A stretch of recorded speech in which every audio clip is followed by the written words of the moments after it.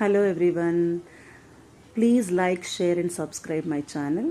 ఇక్కడ నేను బాసుమతి రైస్తోని బగారా రైస్ అంటారు కదా, అది చేస్తున్నానండి. 2 గ్లాసెస్ రైస్ తీసుకొని 2 గ్లాసెస్ బాసుమతి రైస్ బియ్యం తీసుకొని బాగా శుభ్రంగా కడుక్కొని మళ్ళీ దాంట్లో నీళ్లు పోసి పక్కకు పెట్టుకున్నాను. కొంచెం పుదీనా కరివేపాకు తీసి శుభ్రంగా నీళ్ళలో వేసి పెట్టుకున్నాను దుమ్ము పోవడానికి. ఇంట్లోదే అయితే ఇమీడియట్గా కోసుకొని వచ్చి తెంపుకొని వచ్చి అందులో నీళ్ళలో వేసుకున్నాను.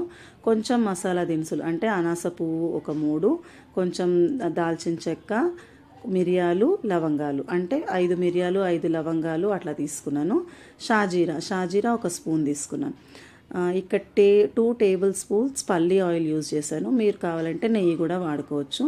అల్లం వెల్లుల్లి పేస్ట్ ఇంట్లో చేసిందే, ఇట్లా జాడి దాంట్లో వేసి పెట్టుకుంటే ఫ్రెష్గా ఉంటుందని జాడి దాంట్లో వేసి ఫ్రిడ్జ్లో పెట్టుకుంటాను. సో అది ఒక స్పూన్ వేసి కలుపుతున్నాను. ఇవి కొంచెం బాగా